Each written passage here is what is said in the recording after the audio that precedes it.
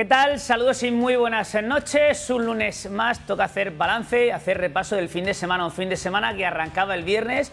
Lo hacía con malas noticias para el Real Murcia, que se mete en un lío importante. El enfado de la grada ya es significativo y la situación del equipo se puede resumir que está en puestos de descenso. Curro Torres, que debutaba en casa, no consigue ganar. Son 2 jornadas, 1 punto, y esta semana se juega muchísimo en casa frente al Marbella.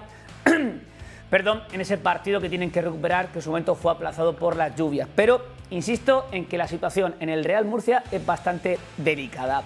El Cartagena ha sumado 1 punto, que dependiendo cómo lo quieras mirar, puedes traducir como algo positivo. Dejaron portería 0. El equipo de Íñigo Vélez sigue sin perder desde que el técnico se hiciera cargo del banquillo. Si le quieres sacar punta a ese empate, bueno, puedes aprovechar una oportunidad de haber ganado y haber seguido en puestos de playoff, pero el Cartagena sigue en la pelea. En segunda federación, el Águilas consigue una victoria muy importante en casa, aprovecha el empate entre el Yeclano y el UCAM para abrir una mini brecha de 4 puntos, que es una distancia considerable teniendo en cuenta los puntos que quedan para terminar la fase regular en esta categoría. La Minera consigue ganar y sigue en esa cabeza de la clasificación, y lo más significativo seguramente son los 3 puntos del Lorca, con un jugador menos durante buena parte del partido, y esa victoria dejan virtualmente la salvación ya vista para sentencia para el cuadro de Sebas López, que ahora ya puede pensar en hacer algo importante esta temporada. Hay que hablar también de baloncesto, hay que hablar de tenis, hay que hablar de fútbol sala, porque Dani, buenas noches. Jimmy Cartagena está en la Final Four otra vez de la Copa de Europa. ¿Y de qué manera? Ganando los 2 partidos, además con un ambiente espectacular en el Palacio de los Deportes de Cartagena, con un lleno absoluto. Y la verdad que fue un partido muy bonito ese duelo del Jimmy contra el Kairat Almaty. Y ahora en Italia, segundo fin de semana de mayo, a ver si a la segunda sí que va la vencida. Desde luego rivales tendrá muy complicados. Para mí, como siempre, Palma vuelve a ser el gran favorito junto al Jimmy. Bueno, un título que la región no tiene en fútbol sala. Ojalá que Jimmy Cartagena consiga traerlo a la tierra en esta edición. Germán Avilio, buenas noches. ¿Qué tal? Muy buenas, Manu. Don José Otón, buenas noches. Buenas noches. Fermín, buenas noches. Buenas noches. Yo no sé ya cuántas alarmas, cuántas luces, cuántas sirenas se han encendido en el Enrique Roca. Yo creo, el viernes sentí el miedo. O sea, sentí el miedo en el estadio, de la gente, de los empleados del club.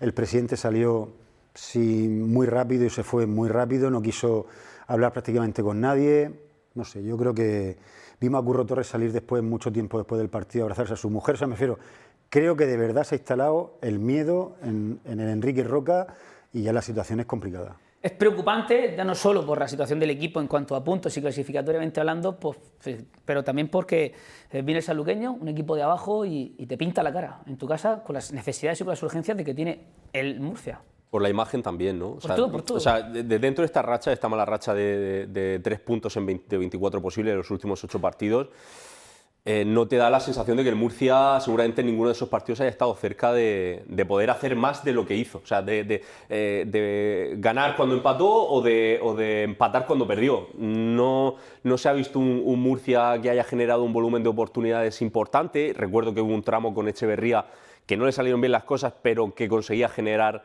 más situaciones de gol. En este caso la racha es mala en lo numérico, pero también en cuanto a las sensaciones. Fermín.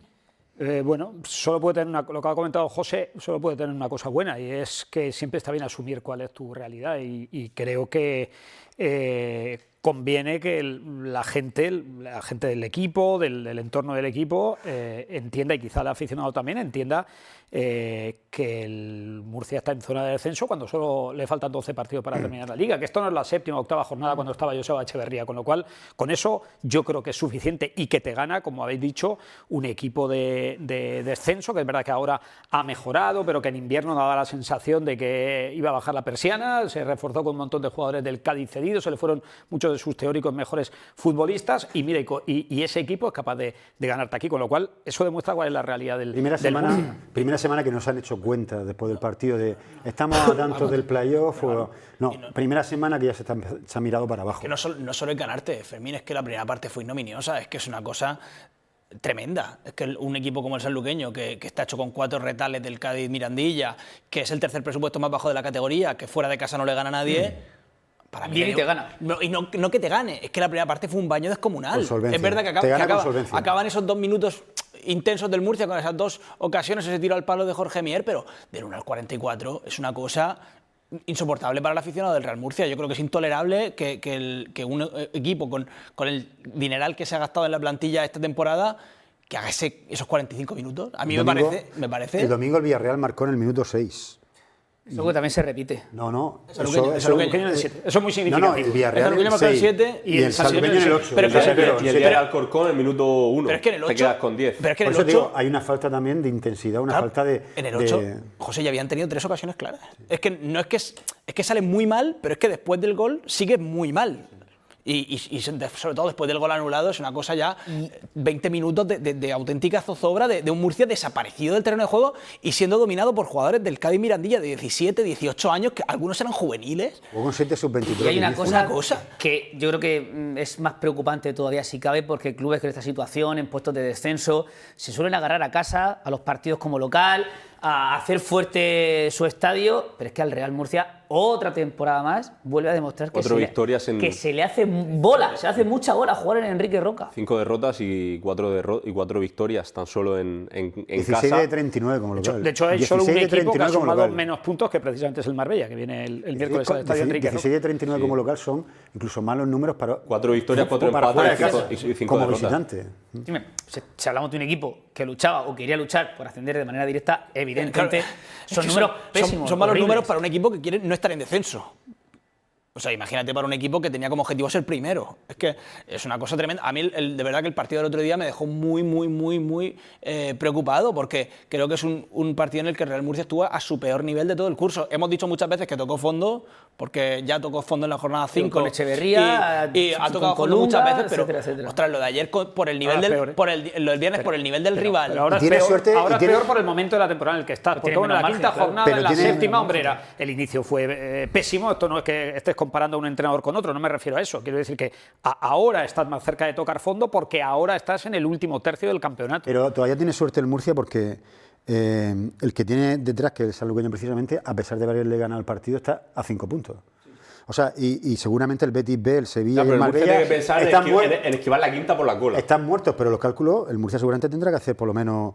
15. Bueno, tiene que hacer 15. Unos 15 puntos, sí. Ganar 5 partidos de los 12 que Luego, estuve haciendo los cálculos el otro día, ya que te mencioné, digo, voy a echarle una hojita a los cálculos. Bueno, calculé que el Cartagena para jugar playoffs tiene que ganar 7 de los 11 que quedan, pues el Murcia, si quiere soñar con jugar playoffs, tenía que ganar 9 de 12. Es que me parece una locura. Que no está para, pero sobre todo porque no está para eso. Pero eso es lo que ya el Murcia no tiene que pensar. Es que ¿cuántos partidos ha ganado el Murcia en todo el año? 9 no. Y tiene que ganarlos en 12. Que hagan suyo el discurso de Sebas López en el Lorca, a salvarnos, y cuando nos salvemos ya veremos qué jornada estamos, cuántos puntos quedan por disputarse, porque si no el Murcia se puede dar un susto gordo e importante. Ahora hablamos del Murcia, que hay mucha tela que cortar. Arrancamos por el Cartagena, que jugaba ayer, salida difícil por todo lo que supone visitar al Tarazona, pero un partido muy igualado, con poco fútbol, segundas acciones, mucho fútbol directo, y que pudo ganar cualquiera de los dos. 4 de la tarde, partido duro, ¿eh? Ha pasado hace mucho tiempo de la Navidad, pero el bocadillo de polvorones estaba todavía ahí, ¿eh? Es verdad que fue muy complicado de ver. La verdad fue un partido muy difícil, con la sensación de que ni unos ni otros querían arriesgar. Se entiende que el Tarazona solo había perdido un partido en casa, precisamente contra el Atlético Sanluqueño, en toda la temporada, pero la verdad es que el duelo fue bastante difícil, fue de mucha segunda jugada, mucho duelo. El Cartagena salió bien, pero luego el Sanluqueño tuvo las más claras. Lo mejor, que el Cartagena volvió a estar otro partido sin encajar, lleva casi 4 partidos enteros sin encajar, porque encajó contra el Murcia en la primera acción, y luego la verdad es que también hay una cosa positiva, que es que el Cartagena, yo creo que acabó bien. Dentro de lo que cabe, en los últimos 30 minutos, para mí estuvo relativamente bien y no sufrió en el tramo final. Cosa que ha mejorado defensivamente el equipo, ¿no? Ha mejorado mucho. Para mí, la entrada de Nil creo que le aporta cosas, y luego Rubén Serrano y Manuel Vaz, para mí han subido otra vez el nivel. Quizás estamos viendo los mejores partidos de Rubén Serrano, curiosamente ahora que se ha firmado a Aridane, y creo que Imanol Vaz está volviendo a ser el central del principio de la temporada. A ver cómo lo gestiona eso Íñigo Vélez, lo digo porque en la anterior etapa con otro entrenador, al final yo creo que se termina cargando a Rubén Serrano al generar tantas dudas de que en cuanto estaba Fran Vélez lo ponía. Es verdad que ahora Imanol tiene 4. Cuando no tenía motivos deportivos, por lo menos para haberlo sentado. Imanol está una amarilla de cumplir ciclo. Entonces, es prácticamente... Es ser central, ¿eh? ¿no? Ahora mismo son cuatro, está Neko de Pro también. Pero claro, Neko jugó y la verdad que no estuvo muy afortunado el día del Hércules. Sí. Bueno, vamos a hablar del Cartagena, pero antes vemos los resultados y la clasificación con Serviman.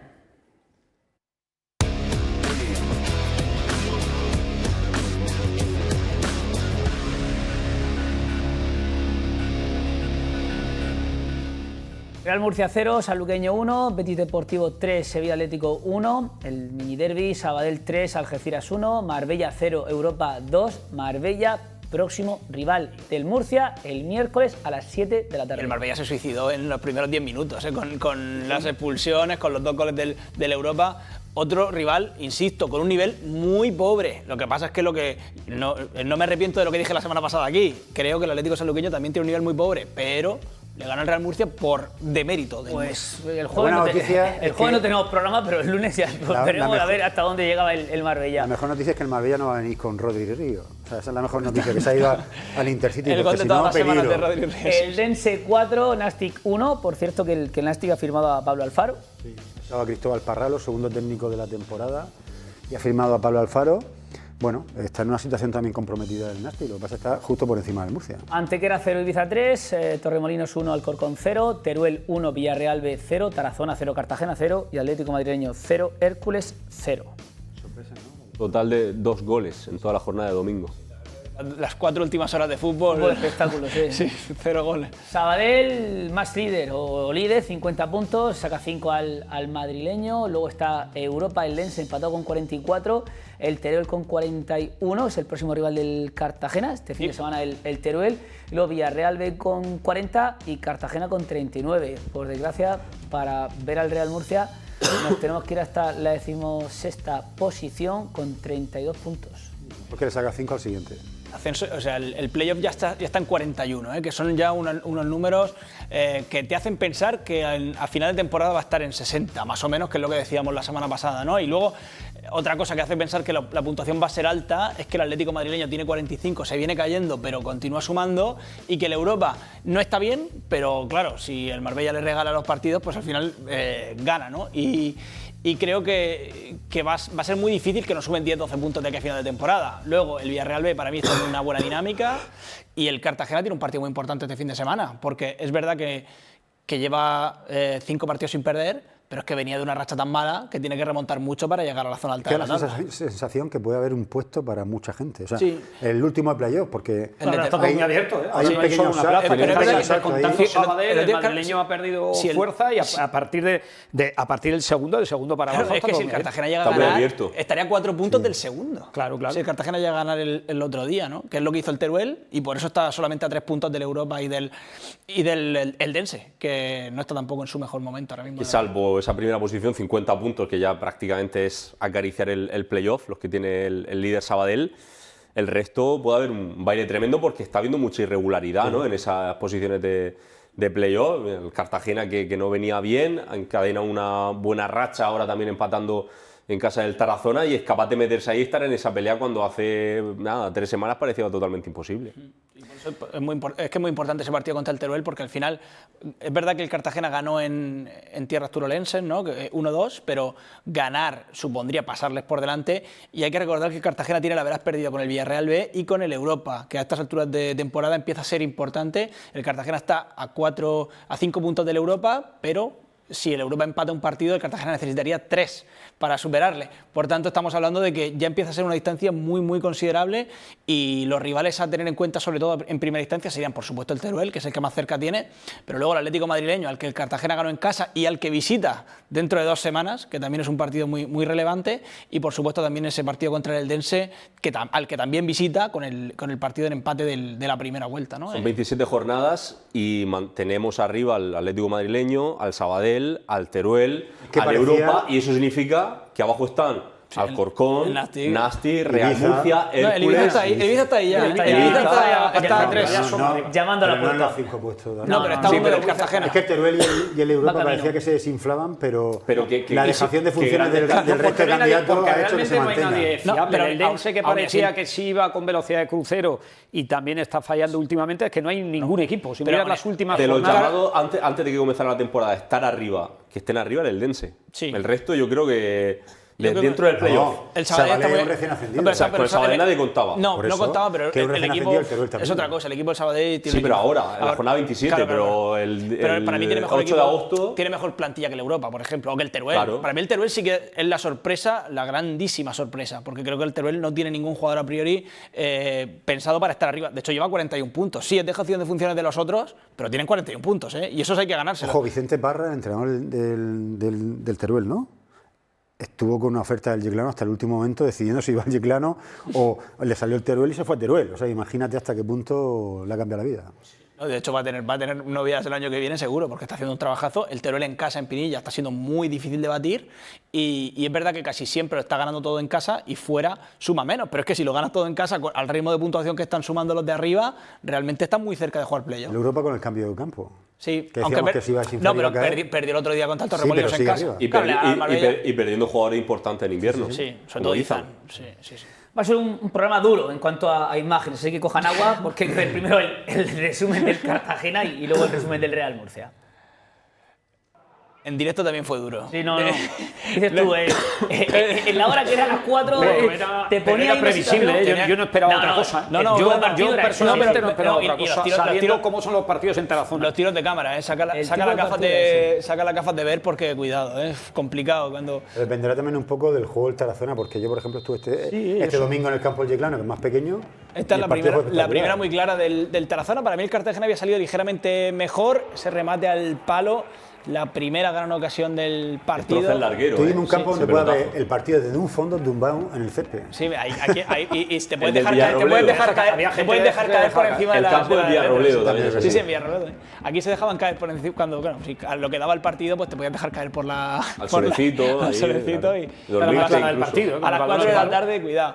Entonces, el Cartagena tuvo esta buena ocasión de Kevin Sánchez, buen regate, luego el remate no le sale al sitio, pero fue una buena acción ofensiva del joven futbolista burgalés. Es el único que tuvo ímpetu, ¿no? Sí, para poco mover a la defensa rival. Es una muy buena maniobra, es un buen dribbling, es verdad que luego no le sale y al final acabó siendo sustituido. El centro de Blasis, esta es la tónica del partido, ¿eh? Una falta sacada desde propio campo y Nil Jiménez que la tira arriba, en una buena opción también a balón parado. El Cartagena ha mejorado a balón parado y eso también es una cosa relevante e importante que comentar. Viene el Tarazona aquí en este remate arriba, para mí muy solo aquí. Hablaba de la mejoría del Cartagena balón parado, pero en esta acción se despistan las marcas y el remate es clarísimo. La tira finalmente arriba el futbolista del conjunto aragonés, pero es verdad que la ocasión es muy clara. Y luego la más clara, por supuesto, la tuvo también el conjunto local. Otro centro de Blasis, vemos, un melonazo de un lado al otro. Aquí se deja caer Ortuño claramente. Sí, pero Ortuño le dice a su entrenador que pida la revisión. Porque hay mínimo contacto y estando el VAR es la lotería. Mínimo en la punta de la bota, yo creo. Ahí lo pisa, pero yo creo que le pisa más a Ortuño al defensa que el defensa a Ortuño. Hace mucho por... Ahí se movía también la cámara. Hace mucho por caerse Ortuño, mucho más. De la cámara. Sí, este es un error de Lucho que lo soluciona muy bien Rubén Serrano, ahí yendo al suelo, demostrando que está mucho más activado en este tramo de la temporada desde que llegó el nuevo técnico. Vemos como la pelota se para.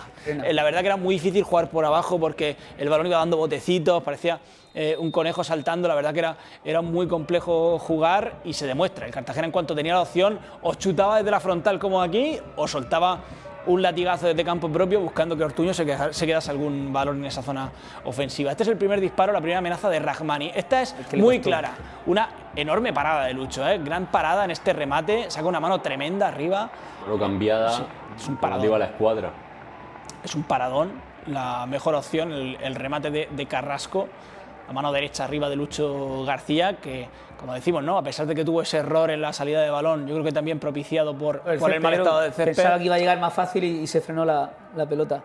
Yo creo que está demostrando una solidez que hace semanas no demostraba. Una muy buena parada, porque a pesar de mucha potencia, el golpeo muy fuerte, tiene imagen, que meter mano muy firme. En la imagen frontal parece que va más cerca, pero es una parada muy difícil porque va muy duro el balón. Esta es otra ocasión en la que se va fuera la pelota, pero al final balones parados desde cierta distancia y aparte, todos son balones prácticamente de cualquier sitio al área, ¿no? Sí, desde que salió Nacho por la lesión de Nil Jiménez, el siempre Cartagena eso te le daba el balón a Nacho y Nacho suelta latigazo de donde sea. Aquí tenemos otro latigazo de Nacho, que es la ocasión más clara del Cartagena prácticamente. En el partido se resbala Rahmani en opción prácticamente de gol, porque aquí sí que es muy clara y en esta no suele equivocarse el extremo del Cartagena. Yo lo vi con diferencia el partido en el que más incómodo se encontró Rahmani, no consiguió asociarse mucho que lo hace Ortuño, con De Blasis. El control, ahí lo hace muy bien el control es espectacular, o sea, se la deja totalmente pinchada. Ese era el plan, Ortuño intentar tocar alguna y Chiqui alrededor a ver si la enganchaba y la mandaba. Ya ni es que con menos espacio ahí es normal que esté más incómodo. No estuvo muy afortunado Ortuño durante el partido, la verdad que no lo estuvo, pero en esa acción, y para mí también en el balón parado defensivo te aporta muchas cosas Ortuño que no te dan otro, no solamente por envergadura, por altura y por amenaza, igual que también Fidalgo, al que ahí vemos agarrar a un rival. La pelota en este escorzo también se marchó por encima de la portería de Lucho García. En el tramo final, desde que entró Fidalgo, para mí el Cartagena estuvo un poquito mejor que con Jan Jules. Este otro centro de Nacho, vemos la historia, ¿no? Y aquí en ese remate se le quedaba un poquito flojo a Chiqui, pero al final era la consigna, ¿no? Y de hecho luego lo admitió el propio Íñigo en la rueda de prensa después del partido, que al final era el plan, ¿no? Que era un partido muy diferente a los demás, por eso salió con un 4-4-2, por eso optó por golpeos de media a larga distancia y por eso también yo creo que el Cartagena fue un poquito menos propositivo, o bastante menos propositivo, que cuando juega en casa. Pero yo viendo el campo y el césped, que parece que estaba alto y que estaba lento, creo que al final, claro, hizo lo que tenía que hacer Íñigo Vélez. Cualquier otra cosa hubiera sido fallar en el planteamiento o en la idea. Si te pones a tocarla por el suelo ahí, pierdes un balón en salida. Y ahí es donde ellos sí te pueden hacer daño, ¿no? Sí. Ahí sí, ellos son o robándote un balón en campo rival o una jugada, balón parado, ahí, ese es su fuerte. Y a eso lo fían todo, a competir mucho, a no dejarte ni respirar. Con lo cual, bueno, yo creo que el Cartagena hizo, para mí, yo creo que hizo el partido que tenía que hacer. Hombre, que puede aparecer algo más en ataque, sí, pero es difícil, es que ellos no te dejan, ¿eh? De hecho, en su casa son muy fuertes, ya vemos la puntuación que tienen, que es altísima. No perdió un partido. Claro, solo perdió contra el Sanluqueño. Pero pero fuera de casa, contra un equipo que también está acostumbrado a estar en un campo así, como el del Atlético Sanluqueño, ¿no? Pero fuera de casa son mucho más endebles. De hecho, el Cartagena, por ejemplo, en el Cartagonova les pasó por encima, ¿no? Pero es verdad que juegan el arma de un campo más pequeñito, en el que van con mucho duelo, con muchísima intensidad, y para mí el Cartagena lo bueno que tuvo en este partido es que supo competir, que compitió, que estuvo en el partido, que no se vino abajo en ningún momento, que nunca se dejó encerrar, no tuvo muchas acciones seguidas el Tarazona, y esto hace que suma un punto que para mí es un buen punto. Vamos a ver cuánto de bueno es dependiendo de lo que haga el Cartagena la semana que viene, porque bueno, se podía pensar que ganar en Tarazona era probable, no se hizo. A ver qué pasa contra el Teruel. 7 de 11, insisto, son números complicados. Tienes que ganar muchos partidos en muy poco tiempo, pero el Cartagena tiene plantilla para intentarlo, aunque creo que va a tener que hacer más goles, porque le cuesta 7 horrores. victorias de 11 para meterte en playoff. Para mí sí. 59 parece, ¿no? 59 ¿Algo puntos. menos no te da? 59 puntos. 20, o sea, 21 puntos más. Serían 59. Que más o menos son. Está muy. El año pasado fueron 57. Está todo muy igualado. Igual con algo menos también te metes. Con 59 seguro que ha habido años y grupos que ha habido equipos que se han quedado fuera. El año pasado fueron 57, el anterior 60, el playoff. Claro. Con 59 te puedes quedar fuera. Sí. Entonces, para asegurar, hombre, 7 de 11 parecen bastante. Lo que pasa es lo que ha dicho Germán antes, los de arriba tampoco que estén sumando. No, pero ganan una semana sí, una no. Al final son 6 de 11 más o menos. Pues tú tienes que ganar una. Está viendo yo una estadística habla de la igualdad y que nadie está firme. Es que, por ejemplo, en las 7 últimas jornadas, el que más puntos ha sumado son 12 de 21, el que más, y hay otros, y hay en total 7 equipos con esa puntuación, son los que más han puntuado en las 7 últimas jornadas. O sea, muchos de ellos serán de la zona media-baja. Sí, mucho del Torremolinos, el Teruel, el Ibiza incluso, que aunque no suena equipo importante, viene de abajo, y todos están fallando, ¿no? El Ibiza está a 3 puntos del playoff. Estamos aquí hablando como que nada, pero está en la pelea, ¿eh? Al Ibiza le ha dado tiempo al cambio de entrenador, a que Miguel Álvarez estuviera un montón de semanas a ver si daba con la tecla y a engancharse para... Una reestructuración importante en invierno. Y eso no quiere... Le ha dado tiempo, fíjate. Y fallando incluso por el camino, porque no es que esté ganando todos los partidos. No. Si es que nadie gana todos los partidos, menos yo creo que el que más regularidad tiene con diferencia es el Sabadell, pero el Atlético madrileño, que venía de una racha muy buena, ahora está enganchadísimo. Y el Europa es verdad que ha ganado esta semana, pero venía de estar bastante enganchado muchas semanas. El Teruel tampoco es que está haciendo una maravilla. El Real B, tú dices que está muy bien, pero las 2 últimas jornadas no ha ganado. No, y era el mejor equipo de las últimas 10, pero es verdad que Lo es todavía. 19 de 30. O sea, está bien, pero es verdad que lleva 2 semanas sin ganar. Incluso el Hércules, que ha mejorado, no termina de estar fino. O sea, no está fino. El Hércules lleva 12 de 30, ¿eh? No está nada bien. No son números. 12 de 30. Pero es que todo el mundo ha empatado mucho y entonces por eso hace que se sumen muchos menos puntos en la zona alta. Creo que va a tener, insisto, el Cartagena tiene un partido clave este fin de semana contra el Teruel. Si gana, se enganchará de todas. Si pierde, se le va a ir muy lejos el playoff a falta de muy pocos partidos. El Cartagena empezó con 2 laterales y cambió los 2 por problemas físicos. Sí. Es verdad que no se notó. No, para mí Perejón estuvo... ¿En ese aspecto? Perejón es un tipo que está muy bien, la verdad que está a un nivel altísimo. Muchos kilómetros. Y Marc Jurado creo que es un buen lateral. Lo que pasa es que no está jugando porque Perejón está a un nivel altísimo, pero la semana pasada cuando salió contra el Sabadell, para mí dio minutos de mucha calidad. Y luego creo que Nacho está un poquito peor que Nil Jiménez en las últimas semanas. Partido, Nacho, que puede centrar desde su casa. Pero claro, si entra en el minuto 60 y se dedica a centrar, tiene una muy buena pierna, pues al final una de las ocasiones más claras viene por un centro lateral suyo. Pero es que el Cartagena, desde que salió Nacho, se dedicó a darle balones, un hombre que cumplió 37 años esta semana, y meter balones al área y ya está. Tampoco... El partido es difícil de analizar porque es un contexto tan especial y tan diferente como cuando se jugaba antes en el campo del Europa. Yo creo que a los puntos fue ligeramente mejor el Tarazona. Yo creo que sí. En la primera parte tiene sobre todo en ocasiones, claras. ¿no? Sí. Es ligeramente superior el Tarazona, pero yo creo que el empate es lo más justo al final. Es verdad que tiene Lucho esa parada y luego el remate al palo, pero tampoco creo que... Yo creo que sufrió más en la primera parte, la sensación al final del partido es que en la segunda tampoco, excepto ese paradón de Lucho, ellos no tienen mucho más. Yo creo que el Cartagena estuvo ordenado. Desde que sale a lo mejor si el Cartagena no cometió ningún error que le permitiera al Tarazona, como le pasó al Murcia allí con la expulsión de ese equipo. Fueron partidos muy parecidos. Yo recuerdo aquel partido, también el del Murcia allí, muy parecidos, con poco fútbol, mucho duelo, juego aéreo. Y se decidió aquel día por la expulsión del jugador del Murcia, que facilita el trabajo al Tarazona. Y esta vez el Cartagena también supo también Íñigo retirar a Jan Jules, que estaba ahí jugando al límite con la segunda. Más allá de los cambios durante el partido, habla muy bien de los jugadores del Cartagena, porque no es que cambiara 5 futbolistas de otro perfil. Es el mismo equipo que ha venido jugando. Con Ortuño por Luismi. Correcto. Con 2 puntas. Pero que De Blas es capaz de cambiar un poco el chip, con Ramari capaz también, con Kevin también. Sí. Nil, el lateral izquierdo, que también creo que se puede adaptar mejor. Bueno, son pequeños matices, pero hombre, un poco cambia, ¿no? Yo cuando vi que salía con 2 puntas, pensé, digo, esto tiene sentido.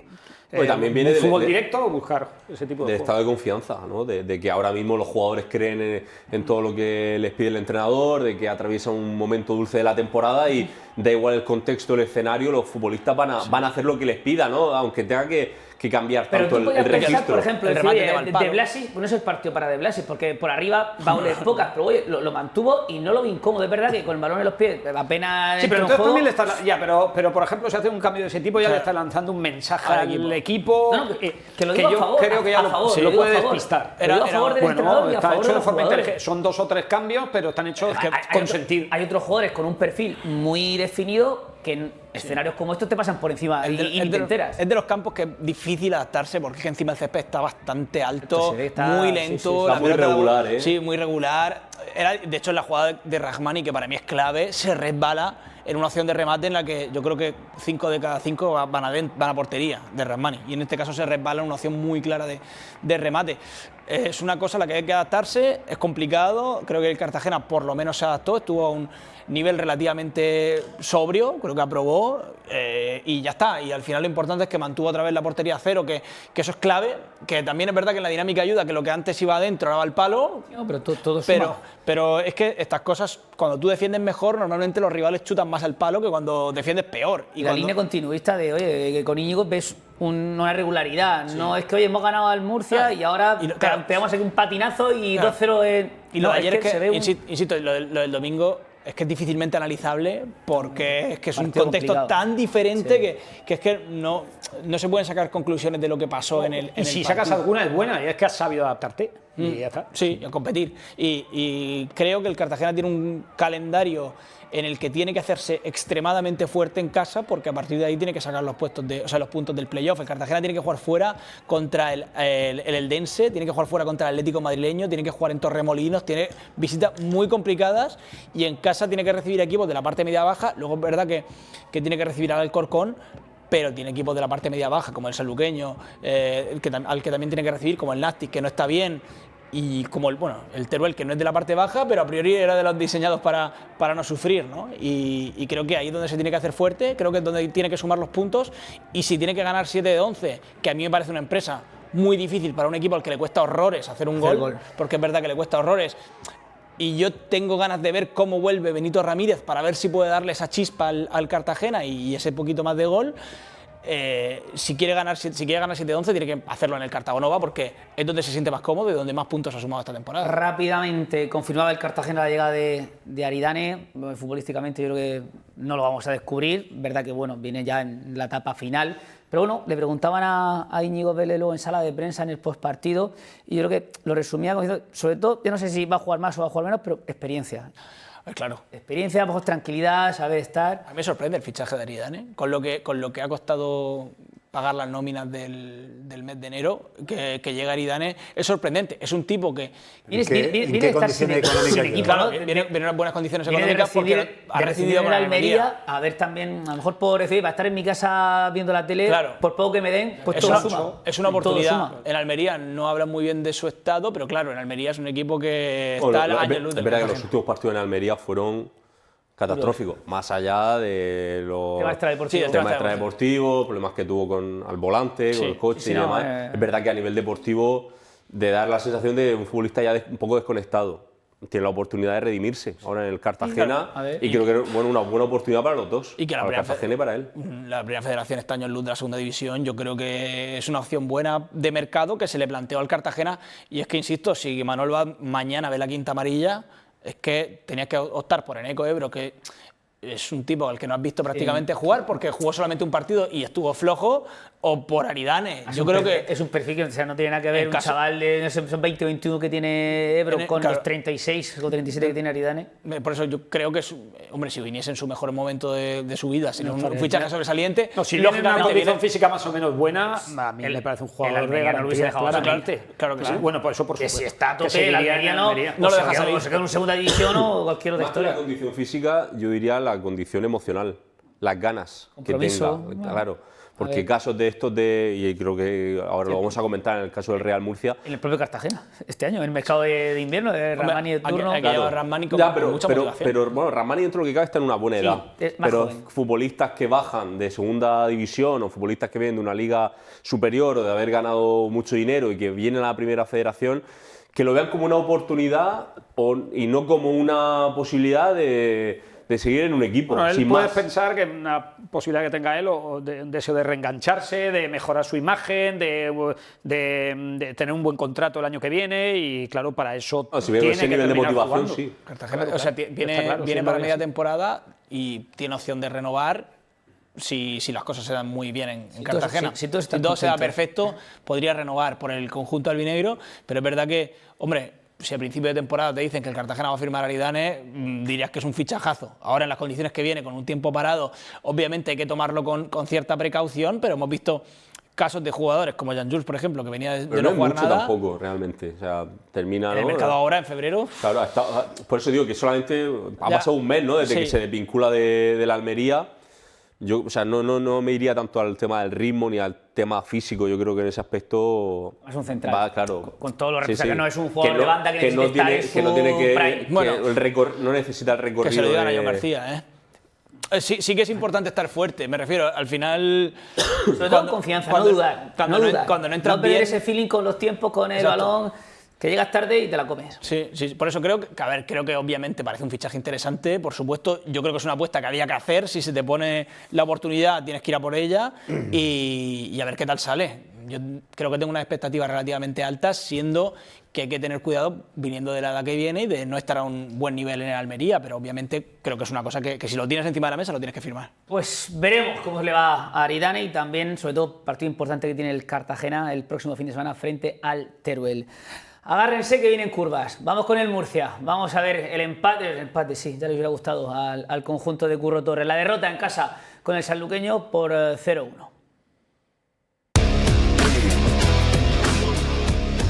Enrique Roca patrocina el resumen del Real Murcia.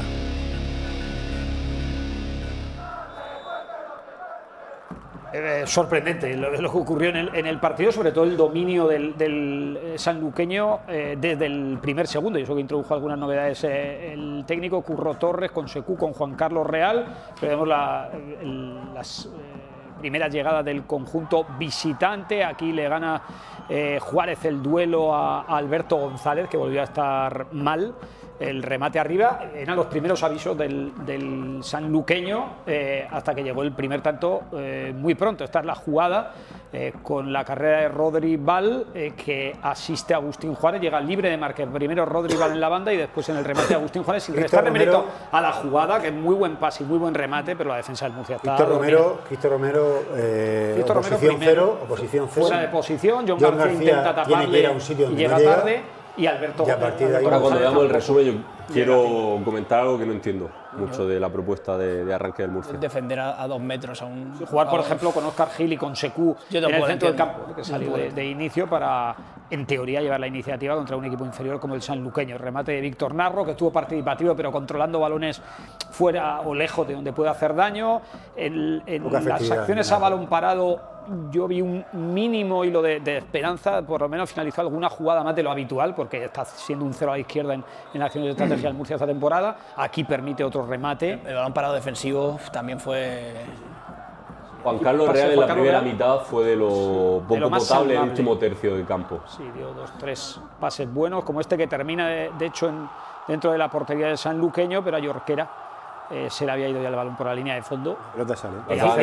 Decir que está bien anulado. Sí, también. El plano está en la otra punta, pero está bien anulado, el balón sale totalmente. Yo creo que también miraron un posible penalti ahí, un posible penalti, pero le dan la cadera. Yo creo que a Yorquera le falta un poco de confianza para definir él, en mi opinión. Busca un primer pase a Pedro Benito, el primer rechace y luego ya se le va el balón cuando mete otra vez el pase a Pedro Benito. Tampoco está teniendo ese punto de suerte el Murcia, de fortuna, porque esto un gol lo hubiera metido en el partido, claro. Aquí permite otro remate, Noah, que estuvo magnífico, el central del sanluqueño. Sí, hizo un gran partido sujetando a los jugadores de ataque de ofensiva. Un poco anárquico, pero... Y como vimos el día del Villarreal B, el Murcia sufriendo mucho con balón en su propio campo, porque ahí veíamos otra pérdida de balón muy cerca de su portería. Permitiendo otro remate fácil desde la frontal. La jugada de estrategia, yo creo que el jugador tenía que haberle dado de primera, ¿no? Porque al parar el balón, ¿no? Bueno, pero tiene espacio suficiente. Luego, pero hay una buena parada también del guardameta. Está bien trabajada la jugada y aparece el portero del sanluqueño para impedir el gol. Aquí hay varios intentos de remate. Este yo creo que es el último tramo de la primera mitad, que cuando el Murcia más empujó y pudo haber empatado. Mier manda una al palo. Al palo de Mier. Para el mejor momento del Murcia en el partido. Sí, el único. Casi el único momento medianamente bueno. La gente ya estaba caliente, ya había ambiente. Pero el equipo estuvo caliente desde los primeros minutos. Había en el minuto 5. Run, silbidos a algún jugador. Yo recuerdo a Alberto González por alguna mala entrega ya en la primera parte. También. Hay un García, sí, sobre todo los centrales. Y otra acción a balón parado que se va por encima del travesaño. Y el sanluqueño tuvo opciones para haber hecho el segundo. Aquí se equivoca Isi. Luego la jugada está invalidada por fuera de juego, pero un error de Isi.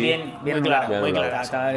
Menos mal para Isi que se gol para dejar fuera de juego. Isi que entró en la segunda mitad y un futbolista que este tramo de temporada está muy señalado y que la verdad que no entró ni muchísimo menos con buen pie al partido. Algunos regalos del Murcia en la salida de balón que permitieron llegadas del Atlético sanluqueño. El Murcia que lo intentaba a la desesperada, sin demasiado criterio, ¿no? La sensación de que no sabía cómo superar el entramado defensivo del sanluqueño, al que tampoco hizo sufrir el exceso. A Juanto y a Flancus. Otro error de John García, es una de las opciones claras que tiene el sanluqueño para hacer el segundo, y que salva, yo creo, entre Mier. La salva Mier, sí. Y era un penalti de Alberto González por mano, pero no me parece tampoco. Pero un balón que viene rechazado desde muy cerca, no le da tiempo a...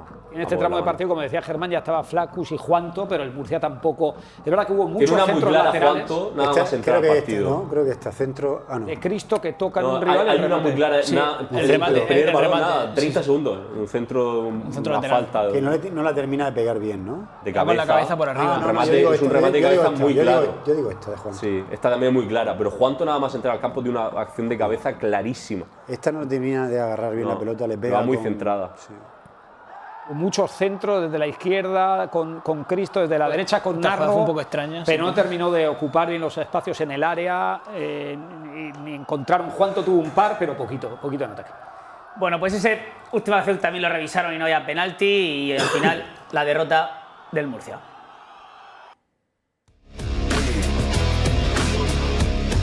Enrique Roca patrocina el resumen del Real Murcia.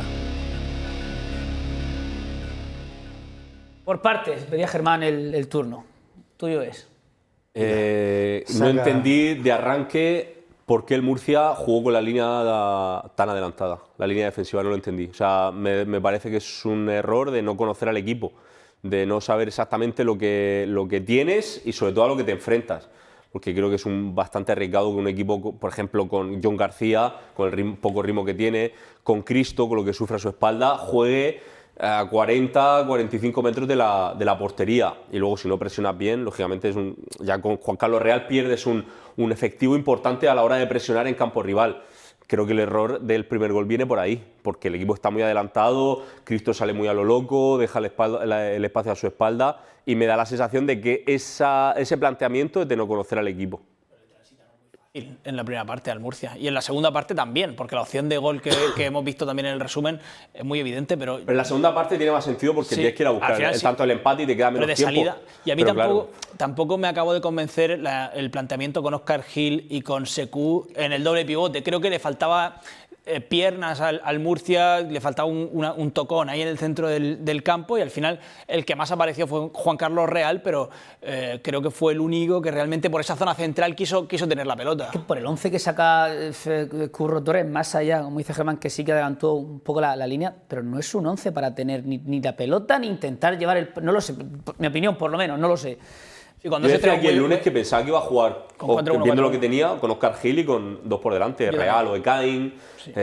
No sé, ya probó con Bustos, Colunga en Alcorcón. Hay que recordar, por si alguien en casa está perdido, con dos interiores, que Óscar Gil, por mucho que tenga buen pie, como dijo en su momento Colunga, es un central reconvertido, recolocado, llámalo como quieras, y Sekou es un pivote defensivo. Lo que te indica eso, lo primero, es que, por lo menos de momento, no parece que Curro Torres tuviera mucha confianza en Isi Gómez, ¿no? Que era el jugador, ante la ausencia de Palmer y de Mollita, el jugador señalado, en teoría, para llevar el peso del juego ofensivo del equipo en el centro del campo. Un Isi Gómez que no había... Lo que pasa es que Antonio David tiene unas características quizá distintas, ¿no? Ya, pero es raro que un entrenador nuevo ni siquiera le haya dado algunos minutos, ¿no?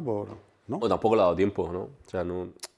Realmente los dos partidos que ha tenido eran para buscar otro tipo de futbolista. A mí lo que me sorprende es que en un partido en casa contra el Atlético Sanluqueño, cuando el equipo tiene que ser agresivo, tiene que ser protagonista, apuestes por Óscar Gil. Lo de Óscar Gil lo entiendo perfectamente, puede jugar con Mollita, con Isi, con Palmer o con quien sea, y creo que el equipo no va a tener un déficit de buen trato con balón porque esté él, pero que su acompañante sea Sekou jugando contra el sanluqueño en casa. De hecho lo quita en el descanso, aunque es verdad que tenía tarjeta, pero ahí y mete a Isi Gómez, ¿no? Que es lo que yo entendía que iba a hacer de principio. Yo es que pensaba que iba a jugar con un 4-1-4-1. Esa es la otra opción. Yo tengo una pregunta que haceros también. Hacemos la pregunta. La pregunta me hizo. La pregunta me hizo. Hazla porque es otra de las cosas que tú ves en la alineación y como diría Mourinho, ¿por qué? ¿No entiendes? ¿Por qué después de fichar en el mercado de invierno a Juan Tortuño y por qué después de gastarte este verano como Flacu y Juan Tortuño jugó sin ninguno de los dos? Jugó con Pedro Benito ahí, que es un jugador que estaba actuando habitualmente en otra posición. ¿Por qué no jugó ninguno de los dos de inicio?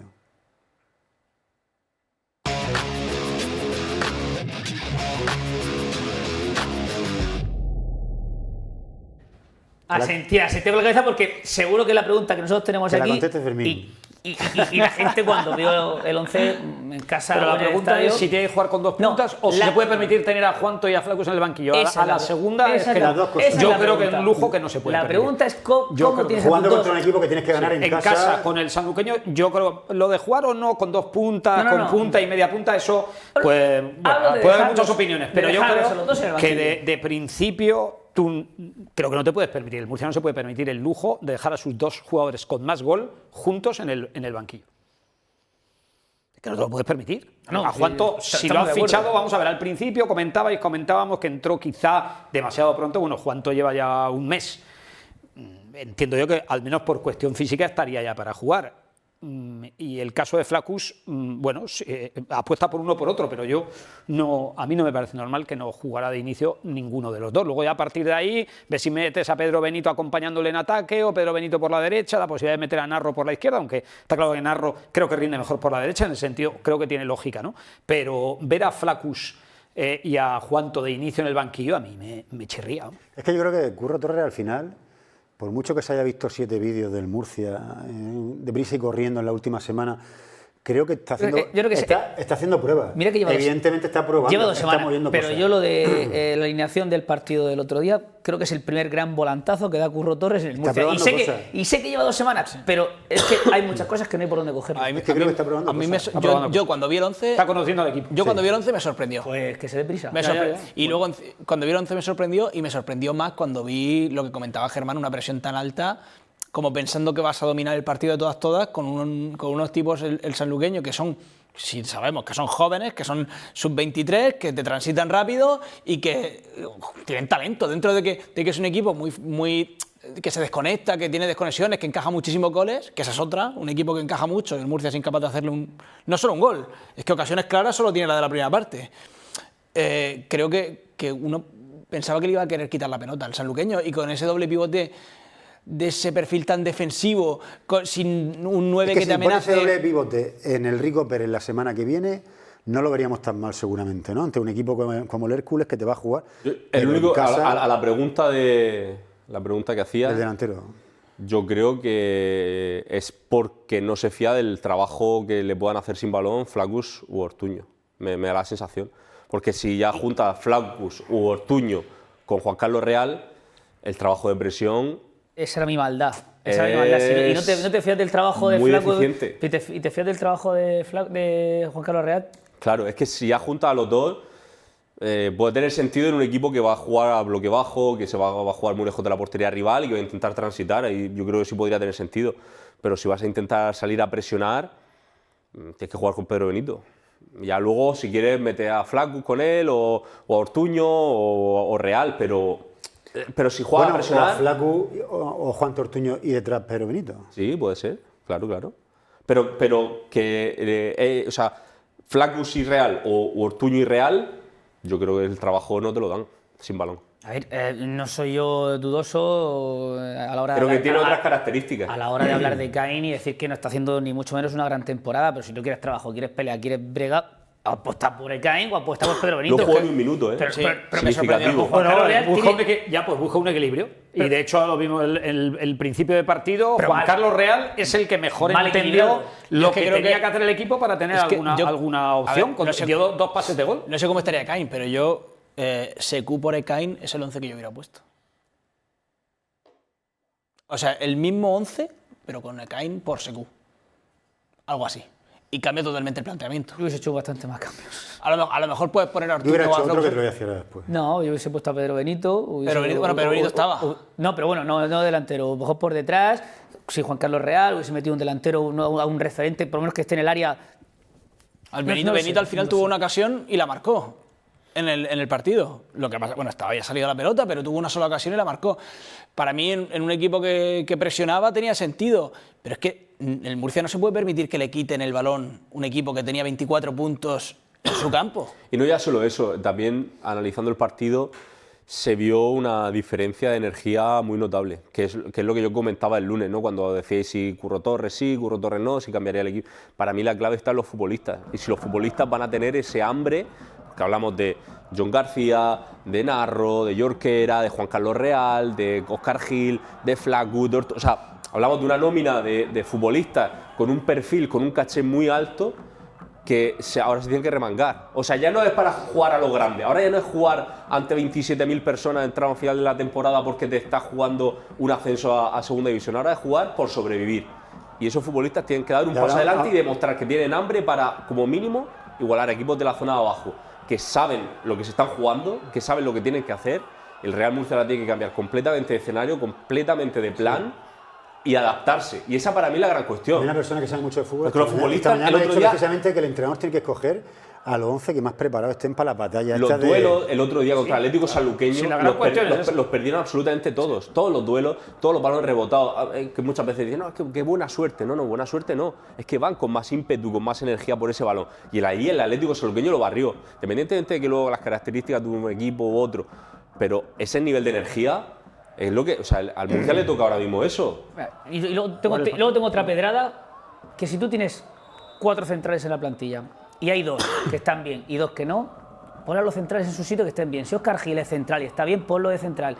John García no está está lento, Alberto tampoco está. Y es que eso te genera unas dudas ya no a los dos, a los laterales, que al final, pero son los que te tienen que sacar las castañas del fuego. Y Óscar Gil no te puede jugar de central y de medio centro. No, es que, pues ponlo de central, asegúrate por lo menos en la línea de atrás. Es que Murcia es un coladero. Sí, literalmente es un coladero. Y otro cambio más. Es que yo creo que el Murcia ahora mismo, que lo primero que hacen es encajar goles, tiene que sentar a Cristo Romero y que juegue Jorge Mier en la izquierda y David Vicente en la derecha. El Murcia no se puede permitir el lujo de tener a David Vicente en el banquillo. Para mí. Eso me compra parte de la idea de decir, oye, pon 4 sanos atrás que estén bien y vamos a empezar a construir un equipo. Hay que decir que importante, David Vicente el otro día estaba enfermo. O sea, yo creo que lo normal es que jueguen David Vicente y Mier de laterales. Pero Villarreal no estaba enfermo. No, Germán Otón, a mí que un equipo que se ha gastado lo que se ha gastado en la plantilla tenga que estar viendo si va a colocar a Seco en el pivote defensivo porque no hay otro, y que tenga que poner a un lateral derecho jugando a la izquierda cuando es el mejor lateral derecho del equipo y uno de los futbolistas que mejor nivel te está dando, a mí me explota la cabeza de pensarlo. Que no tenga ningún pivote. Pero ahora tienes que ir a ese tipo de decisiones. Pero luego, efectivamente, la reflexión más profunda puede ser esa que dices tú, y después, ¿qué mal estará para que tenga que adoptar ese tipo de decisiones de quitar a tu lateral izquierdo de carné, cambiar al otro de banda? Pero es que tienes que ir a ese tipo de decisiones por las que si Cristo Romero te diera mucho arriba, si que te generara ocasiones de gol, centros de verdad, que los jugadores de arriba remataran, si es que hubiera algún delantero en el campo. Me refiero, si de verdad te genera arriba... Eso es lo que se busca poniéndolo. El otro día... Pero como no te da arriba nada... Los números de Cristo Romero... Te está dejando muy pocas... atrás. Pero insisto, que yo creo que hay que ir a la base un poco de todo esto y pensar, reflexionar que un equipo que se ha gastado un dineral en una plantilla, que quería luchar por ser primero, no tiene ningún organizador en la plantilla ahora mismo, ningún organizador en la plantilla, tiene un pivote defensivo seguro. Tiene uno que Isi Gómez. Sí, bueno, pero Mollita que está lesionado. Como Mollita tendrá que explicar lo que pasa. Termino.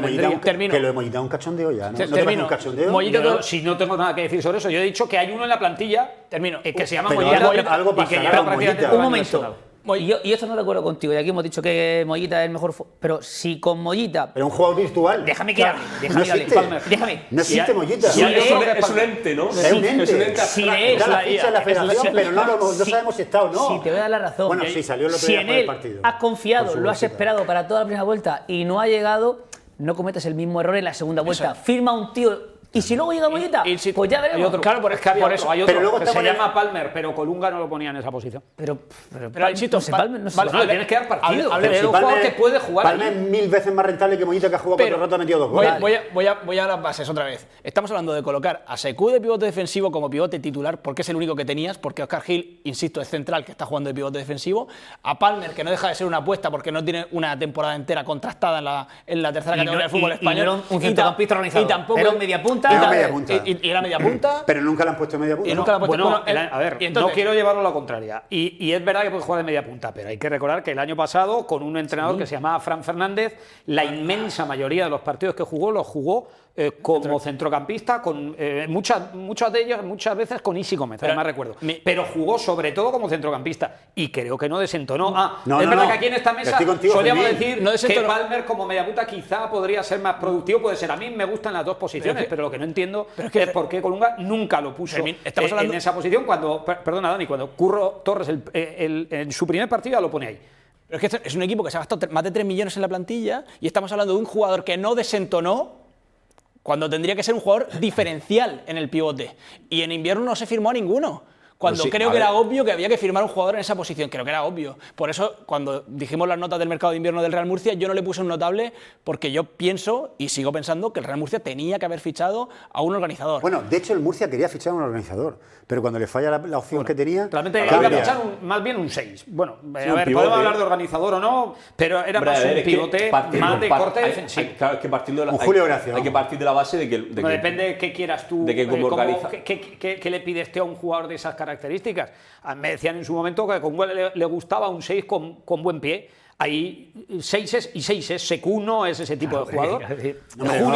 No tiene las mismas características. Julio Gracia, aunque juegue en la misma posición, por delante de la defensa, pues no tiene mucho que ver. Julio Gracia fue un invento de Mario Simón. Claro. Sí. Es que Julio Gracia siempre ha sido interior 8 y extremo. extremo, sí. Sí, pero Claro, ese pero Julio Gracia que inventa Mario lo Simón, reconvirtió a medio centro posicional. Pero es que el Murcia, digamos, organizador de carnet en la plantilla tiene a Palmer, ahí sí a Mollita. O sea, con eso debería ir bien. Pero claro, a Palmer no le das confianza, a Mollita se pasa la temporada lesionada y si va claramente hacia abajo. Pero eso te lo compro, Germán, no a ti. El problema que ha tenido sobre todo ha sido el pivote. Pero eso yo lo hubiese el pivote eso, sí que no tiene ningún sentido esta temporada. Pero eso lo compro en agosto.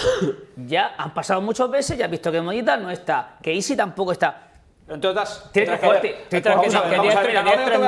ahora yo te planteo otra cosa, porque es verdad que eso es algo que se está hablando ahora mucho, pero parece que al mismo tiempo que decimos que se ha tocado mucho la plantilla en invierno, estamos pidiendo que se hubieran dado más bajas y más altas. A lo mejor yo no ficho a Jorquera. Porque aquí también... No, te puede ahorrar a... No, necesitabas extremos. Yo creo que puede eso ahorrar aquí lo comentamos en su momento y creo que estaba... Pero a lo mejor claro. creo que tiene más opciones arriba y no ficho a Jorquera y apuesto por otro. Y a lo mejor te ahorrar el central y pone a Jorge Sánchez. ¿Qué extremos tienes para el lado izquierdo? Todos los que han jugado Antes de que llegara Jorquera. Ha jugado Bustos y Cristo. No, pero Bustos, Cristo... No, ya está. lateral. No busques más. Hombre, Pedro Benito, que jugó un partido por la izquierda, eso no me vale. O sea, extremos para esa zona está Bustos. ¿Pero no te vale Bustos? Estaba. ¿No te vale? Sí, pero necesitas más de uno, ¿no? Pero Fermín, si tienes a media plantilla cuando fuera a su posición... Ese es otro debate. Pero esa es otra cuestión. Yo he preguntado lo que pregunto. ¿Cuántos pivotes tiene? Sin Si pisar. no tiene ninguno de primera plantilla. Para mí, un pivote defensivo, faltaba, por eso intentaron traer a El Calavera. pivote el lateral izquierdo sub-23 para mí ha sido el gran error, el no tenerlo. Son pivote de verdad. Por ejemplo, el momento en el que tú no confías en Antonio David, en una cesión del Albacete, sácalo, córtalo y busca un pivote sub-23, que seguro que hay alguno. O sube alguno del Imperial, está Alonso Yoldi, que está teniendo buena temporada. O sea, ¿te ha funcionado esto? Jorge, en líneas generales, ha cumplido. O sea, me refiero que cuando ha subido futbolistas, en líneas generales está dando un buen nivel. Confía también en Alonso Yoldi, no sé. Es verdad que las lesiones, sobre todo en el centro de la defensa, yo creo que has tocado quizás ciertos planes que podías tener a la hora de reforzar con jugadores de otro perfil la plantilla y has tenido que tomar muchas decisiones con los centrales, lesiones graves de Sabeljic, de Jasso, ahora de Héctor Pérez, que lleva también un montón de semanas fuera, Alberto González estuvo lesionado, no sé, todo eso también ha obligado, yo creo, a ir... ¿Firmaste a uno lesionado? A ir cambiando de planes a la hora de formar, claro, de formar la plantilla y de hacer refuerzos y todo eso pues, te ha llevado hasta aquí, hasta la situación en la que está el Murcia, que es una situación muy delicada. Ha sido Héctor Pérez, el mejor central de la plantilla. Sí, y al final el que tú promocionas del filial es el que mejor... Yo creo que Curro Torres tiene trabajo, tiene que funcionar rápido, tiene que encontrar un 11 rápido, de verdad mucho más agresivo, mucho más intenso.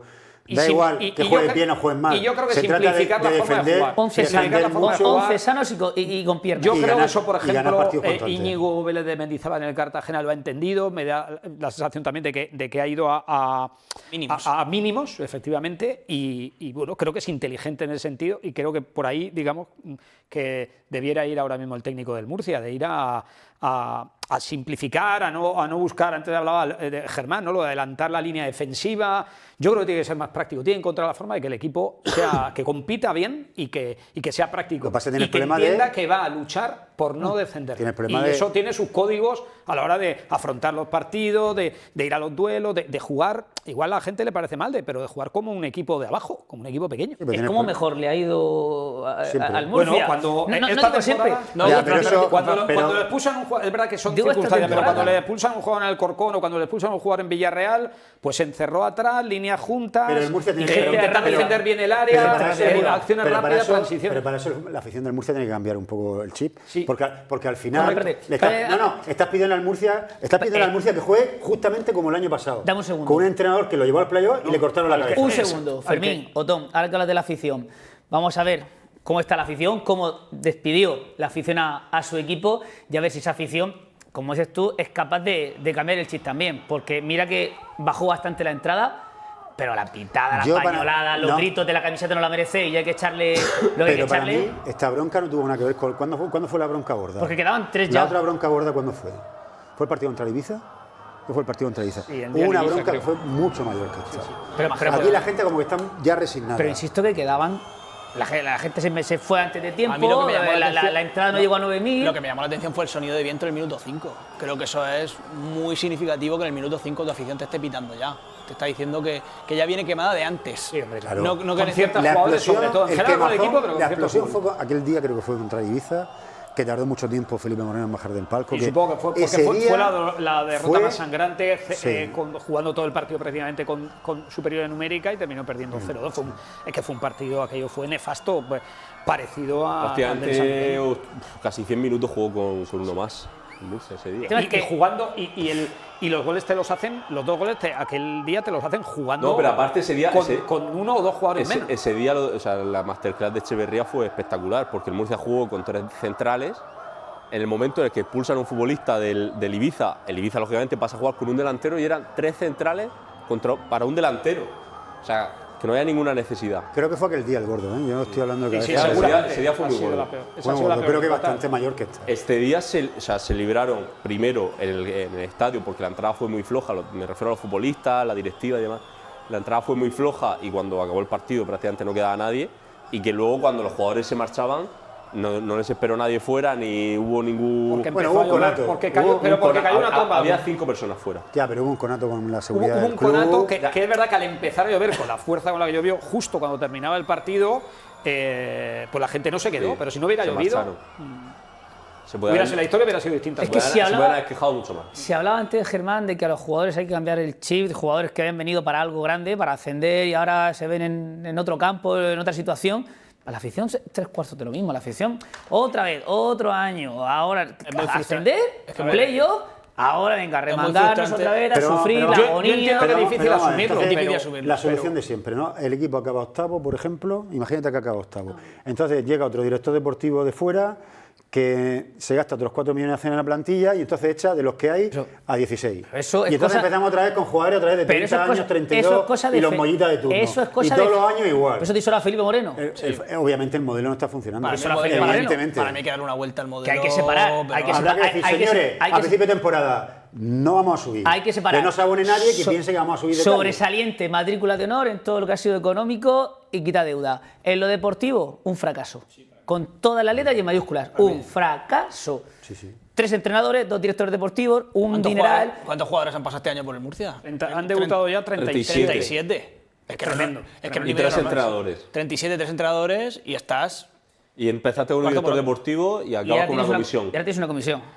Y sensación de que el proyecto no existe. Volantazo. Y eso, evidentemente, pasa factura en el medio plazo. Y ese es el gran problema. Si esto no es cambiar de entrenador y ya está. A eso iba yo antes con el tema de los fichajes en el mercado de invierno. El Murcia tiene que cambiar el modelo. Y si la gente tiene que esperar 3 años a que suba el Murcia, pues tendrá que esperar 3 años.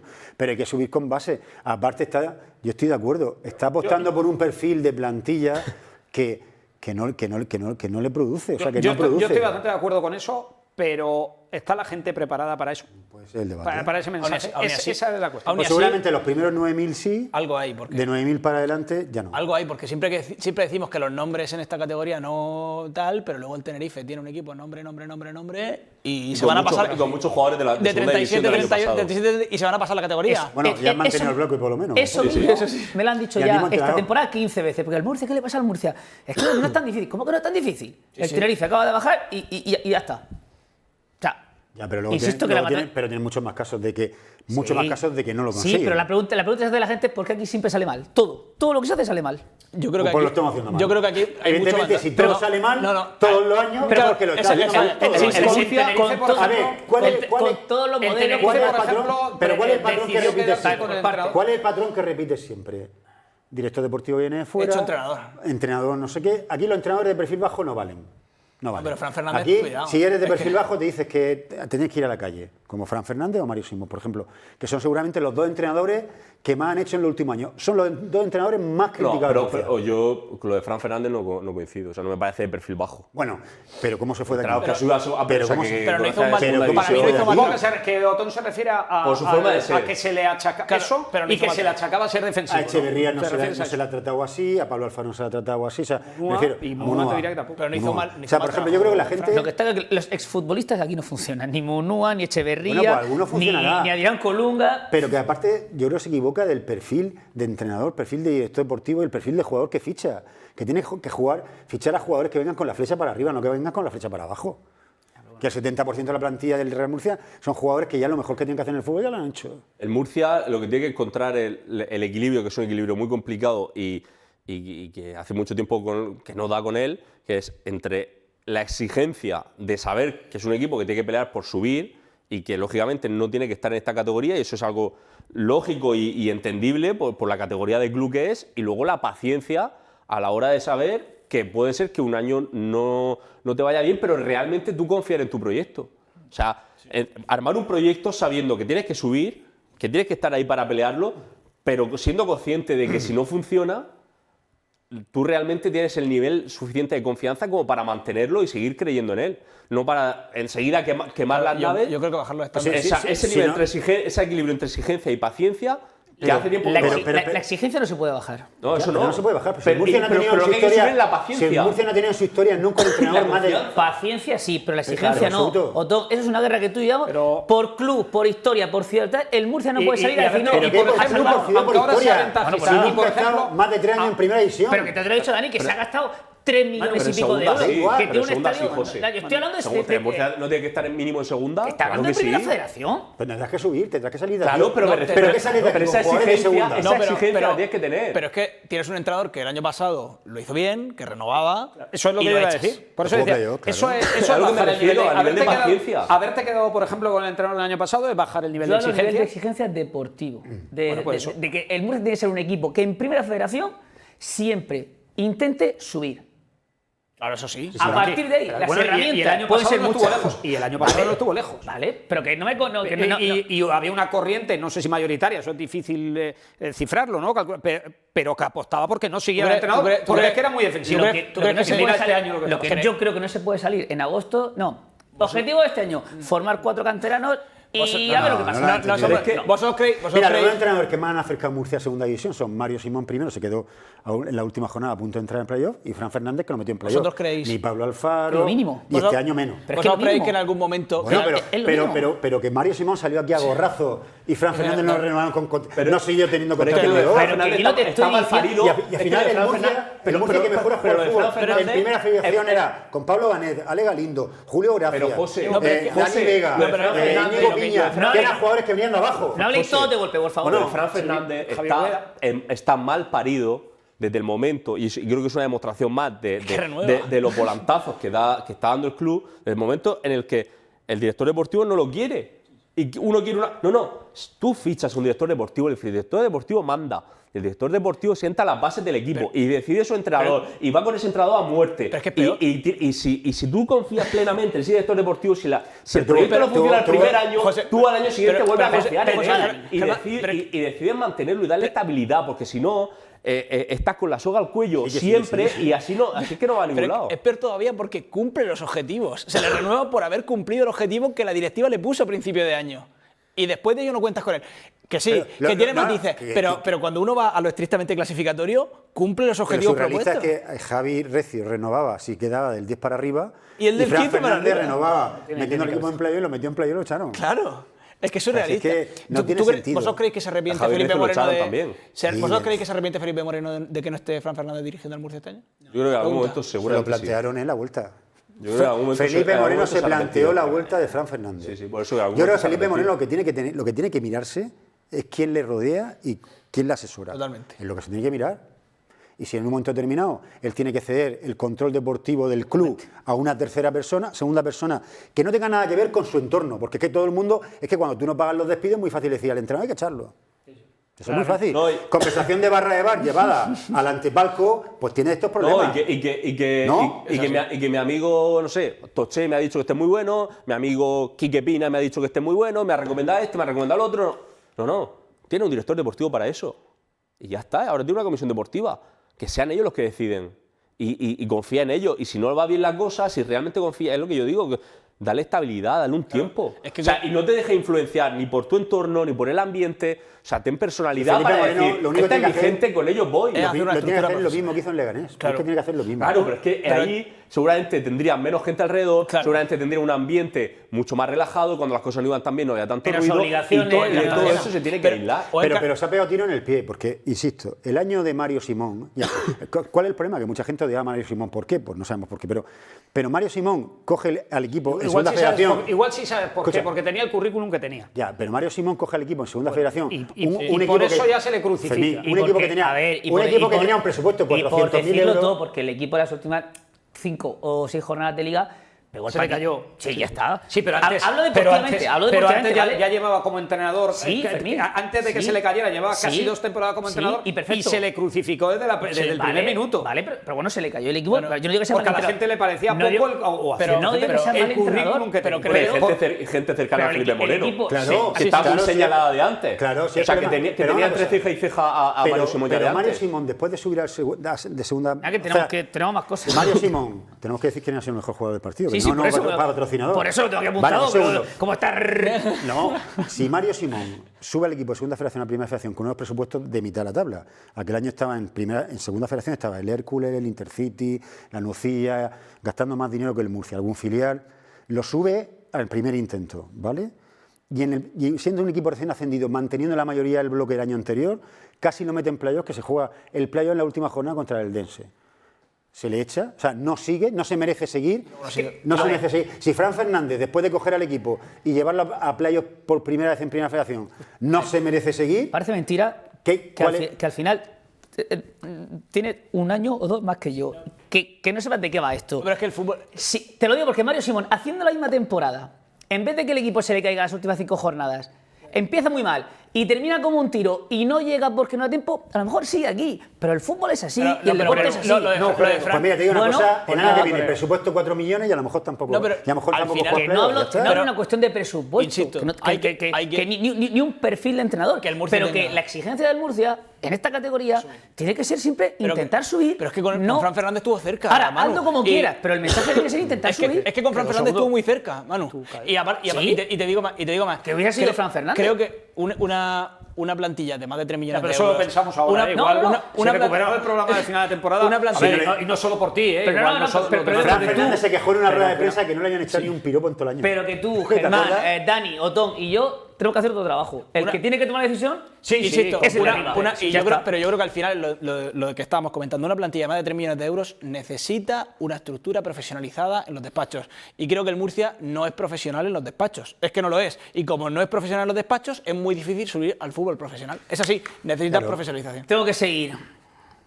Fichaje nuevo. Hoy presentamos un nuevo patrocinador. Aquí el mercado no se cierra nunca. Caja Rural Central. Aquí el mercado no se cierra nunca. No abandona el barco nadie. Hay es más, mercado se sube gente al siempre barco. abierto, siempre abierto. Caja Rural Central que va a patrocinar un espacio, que va a ser el mejor jugador del partido del Real Murcia. No ha podido semana debutar, está complicado. No ha podido complicado encontrar candidato, pero en cuanto metamos la careta de bienvenida a Caja Rural Central, decimos qué jugador hemos convenido todos que fue el mejor del partido del Real Murcia el pasado viernes. Pues bienvenidos, Caja Rural Central.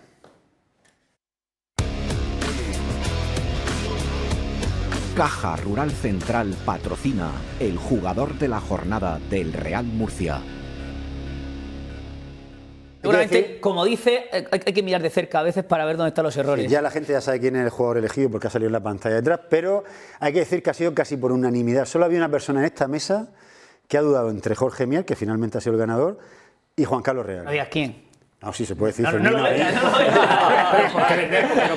Pero porque no, yo voy a dar la cara pero sin ningún problema. Yo cada lunes voy a hacer un preguntado y luego vamos a dar el no me resultado. avergüenzo. Para mí el mejor fue Jorge Mier, pero en dura, dentro de que fue difícil elegir a uno, pero en dura competencia con Juan Carlos Real, que creo que fueron de los únicos salvables, o casi diría los únicos salvables. Compañeros de realización que guarden bien estas fotos de Jorge Mier, porque las tendremos que poner. Control-C, Control-V. Para la semana que viene, a ver si ponemos ahí un... No, que una foto de un desierto, para cuando quede desierto. Como el CRC, patrocina... No, poco a poco. Lo he dicho, bienvenido a Caja Rural. Bienvenido a Caja Rural Central. Y muchas gracias por estar con nosotros aquí en este programa, que ya estuvieron anteriormente, pero bueno.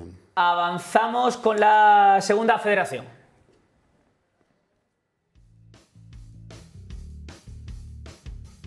Melilla 1, Antoniano 1, Almería B 2, Extremadura 2, Linares 1, Jaén 1, Deportivo Minera 3, Malagueño 2, Estepona 3, La Unión 2, Yeclano 1, UCAN 1, Jerez 1, Recreativo 0, Lorca Deportiva 1, Jerez Deportivo 0 y Águilas 3, Puente Genil 1. Águilas líder con 49, 45 tiene el UCAN, 45 tiene el Jerez, 44 el Recre, 44 la Deportiva Minera, 42 el Jaén, 42 el Lorca Deportiva y bueno, el Extremadura que tiene 40 pero tiene un partido menos, que si lo gana pues se pondrá con 43 y teniendo en cuenta que había un enfrentamiento entre equipos murcianos, no pudo ir mejor la jornada. 3 victorias murcianas y un empate entre los dos equipos murcianos. todos sumaron. Sí. Y el victorión de la Minera, la victoria de la Minera dándole la vuelta al marcador, victoria solvente del Águila, aunque hubo algún minuto de sufrimiento y el duelo de la Constitución, la verdad es que era un duelo fratricida. Y el Lorca que ganó jugando con uno menos desde el minuto 28, sí. Y metió un golazo Naranjo que está en un estado de forma óptimo. Pues vamos con el partido del UCAN y del Yeclano. También los amigos de Technic nos traen siempre las imágenes del cuadro universitario. Grupo Tecnitec patrocina el resumen del UCAN Murcia Club de Fútbol. Gente guapo en la Constitución, ¿eh? La verdad es que partido es siempre un campo que ofrece, bueno, un buen fútbol o por lo menos buen ambiente. Y aquí estamos viendo cómo se adelantó enseguida el UCAN en el minuto 37 de la primera parte a través de un penalti que marcó Urcelay, ¿eh? Un penalti de Josema evitable. Y aquí estamos viendo el gol del empate en la segunda parte. Un golazo de Unai Rementería que viene precedido de un fallo en la salida de balón de Pablo Hernández que se lo deja atrás, se lo roba. Sí, pero te digo yo que el entrenador de Lucán quería matar a Pablo Hernández. Se quejaba Germán Crespo en sala de prensa y dice que ahora mismo tampoco tenemos mucha suerte porque la semana pasada nos coge el Velilla, nos pone balón en la escuadra y esta semana también nos coge no de sé ahí. si se ve en la imagen hay una salida de balón. No sé. Hay un error. En la primera parte aquí no pudo marcar, en la segunda parte tuvo una ocasión también clarísima Aquino para hacer el segundo gol de Lucán. Y sobre todo una Michian también en el tramo final. Tuvo 3 o 4 oportunidades muy claras el UCAN para haber hecho el 1-2 y es verdad que el Yeclano tuvo no 5, pero tuvo 1 o 2 también claras. Una de Borao muy importante también y en la primera parte también hubo una ocasión clara de Antonio Fernández que con el portero Facundo Ackerman fuera de la portería no supo definir. Yo creo que en todas formas el UCAN hizo más para ganar, pero el Yeclano hizo un buen partido también. El UCAN porque se sigue dejando puntos fuera de casa y de momento ya está un poquito por detrás en los últimos partidos fuera de casa, el UCAN ha sumado 1 de 9. Sí, no, es el gran lastre porque como local es verdad que es el mejor local del grupo. El Águilas, que no baja el ritmo. Además, cuando está Cris Martínez y está enchufado, ya sabes lo que pasa, ¿no, Fermín? Adentro, ¿no? Se mete a pares, además. Pásamela que yo me encargo de hacer el resto. Vemos las imágenes. Uno de penalti, que tiene menos mérito por decirlo de alguna manera, pero sobre todo el primer gol es un gol muy suyo. Un control, carrera, velocidad y definición. Y es que no falla. A 13 creo con estos dos. Y nada más empezar el partido, ¿eh? A mí me recuerda muchísimo a Chumbi. En su forma de jugar, de correr, de rematar. Un partido que mete al Águilas con uno de diferencia con los de abajo, que es verdad que todavía queda. Pero cuidado, que el típico encuentro que se te puede enganchar contra un rival que se juega muchísimo y el Águila desde el primer momento demostró por qué está en la posición en la que está y la solidez que tiene en el Rubial. Este es el penalti cometido sobre Boris Cuasi, que lo iba a transformar Cris Martínez. El único problema del Águila es que aquí se pensaba que ya había terminado el partido. Sobre todo la segunda parte, ¿no? Sobre todo sí. Lo reconoció Adrián, que bueno, que ahí se habían equivocado. y bueno, puede servir como aprendizaje, ¿no? Claro, se vieron tan superiores con un 2-0 a favor, seguramente pensaron que el partido ya estaba hecho.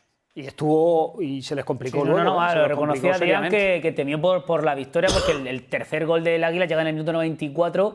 Ahora, también el Puente Genil hace un gol de falta, un golazo, toca en la escuadra y en la madera y va para adentro. Y con 2-1, partido con lluvia, incómodo, cualquier acción. Sí. Claro, es que faltaba más de media hora. Y claro, el Águila de repente se vio con dudas. El 2-0 es, lo decía también Adrián después del partido, es un resultado engañoso porque cuesta activar, él reconocía, ¿no? Que le cuesta activar a los jugadores y cuando te quieres dar cuenta ya están a solo un gol de empatarte y entonces ya te puede entrar el miedo, ¿no? Y es que te suele entrar el miedo, el otro equipo se ve que todavía tiene opciones. Y claro, esto es el 94 y le están metiendo melonazos al Águila en el área. Y aquí buen cambio de orientación. Es verdad que Javi Castedo lo hace todo. Él se lo guisa, se lo come. Yo creo que hizo bien en no pasar el balón porque estaba fuera de juego, ¿eh? ¿No? Yo creo que tenía que... Bueno, resuelve la jugada y está bien hecho, pero creo que la mejor opción es el pase, porque hay que decir, el pase es sencillo y lo dejas sin portero. Y aquí. Fuera de juego no hay. ¿Se lo celebra? ¿No está más adelantado, o sea, si sale el pase de ahí... Es Mario Avenza, ¿no? El que está ahí. Sí, el que lleva allá atrás y acompañado era Mario Avenza. Pero que Castedo lo hace muy bien, ¿no? Sí. No celebra, ¿no? Mario Avenza no lo celebra. Mario Avenza... Hay que decir también que, por ejemplo, al Águila le beneficia también que el Recreativo perdió contra el Jerez Club Deportivo, aunque el Jerez Club Deportivo está también ahí arriba. Ante ese partido no sé lo que hubiera sido mejor. Seguramente que no sume el Recre y el empate... Le añades 2 a los dos, claro, 2 puntos más. En ese tipo de partidos siempre que empaten porque sumas 1. Está todo tan igualado. Sí, pero es que a mí como el que me da miedo es el Recreativo de Huelva, más que el Club Deportivo, pero bueno, vamos a ver. Lleva 3 partiditos que es poco... El empate de Jaén en Linares y también el empate de Extremadura ante el Almería B. O sea, en la jornada ahí le benefició a los equipos murcianos. Y el Águila es buenísima, es que es un Para el Águila es muy buena, para el Lucan no tan mala, a pesar de no haber ganado. Para el que ha sido buena ha sido para la Deportiva Minera. Yo hacía tiempo que no había un partido con tantas oportunidades de gol. La Minera hizo 3, pero si hubiera hecho 6, no hubiese pasado, absolutamente nada. Y luego el malagueño con 2 tiros, con un tiro y medio hizo 2 goles, porque el segundo es en propia puerta de la Minera. Pero es que la Minera tuvo oportunidades de todos los colores, al palo, parada del portero, debajo de la línea. El resultado, desde luego, que la victoria más que merecida, pero con mucho sufrimiento. Este es el primero del... El malagueño que está en el fondo de la tabla. Sí, pero está complicó las cosas. Sí, está compitiendo. Algún equipo murciano le ha robado algún punto. Al Águila le complicó la vida. Al Águila le complicó la vida. Locam le sumó también, si no me equivoco. Y bueno, la Minera es que... La gente está llegando enchufada, porque Omar Perdomo hizo buen partido, Rubén Mesa volvió a ver portería. Sí, la verdad es que... Y sobre todo, yo es que creo que ese gol es el típico gol que te puede cambiar la vida en una temporada. El tramo final, los últimos 5 minutos, después de haberlo merecido tanto, haberlo peleado tanto, llevarte el premio de esa manera es un chute de confianza tremendo. Es lo que más valor tiene, que no te rindas. Si no se rindiera, porque lo normal es que el equipo desesperado dice, me están ganando pese a todas las que he tenido antes. Y no, el seguir insistiendo, esa es la principal virtud de la Minera. La expulsión que creo que es clara. Le da segunda amarilla, no es roja directa, es segunda amarilla, pero claro. Y luego, con uno más, la Minera iba a encontrar... Pero ese también está invalidado por fuera de juego. O sea, es que, digo, que tuvo muchas oportunidades, muchas llegadas. Pisó un montón de veces el área rival, de todos los colores. Tiene mucho mérito. Y ese punto de no desesperarse también... Tiene mucho mérito. Habla habla de la resiliencia del equipo de Checa, que es muy pena hasta el final. Luego el gol llega de la manera más... El equipo de Checa es como Checa. El partido malagueño que sacó muchas, pero aquí no estuvo acertado. El equipo de Checa es como Checa. Sí. Es como era Checa jugador. Mesa que lleva unos cuantos ya esta temporada también. Le ha pasado una temporada de sequía, pero es verdad que últimamente... se ha reencontrado con la suerte del gol. Es la vida de los delanteros, ¿no? Por rachas, sí. 9 lleva. No está mal. No está mal 9. Tercer máximo goleador. De las últimas temporadas tiene que ser uno de los mejores años de Rubén Mesa. Parada, rechace, otra parada. Y creo que es aquí sí. Y en un medio tiro, el jugador del malagueño le da mordido. Rechazan el jugador de la Deportiva Minera y se mete para adentro. Es que eso te genera un punto de desesperación. Es decir, hemos tenido 35 y no metemos ninguna. Y ellos tiran al córner y me da a mí y se cuela. Sí, no podemos hacer más para ello, ¿no? Y venga a generar. Y bueno, lo bueno es que tuvo premio en el tramo final del partido, cuando lo normal es que te hubiesen desesperado y que te hubiese caído el tercero, ¿eh? Porque... Con la precipitación, empiezas a pegar balonazos. Pero es que tuvo muchísimas. Muchísimas. Aquí iba a empatar.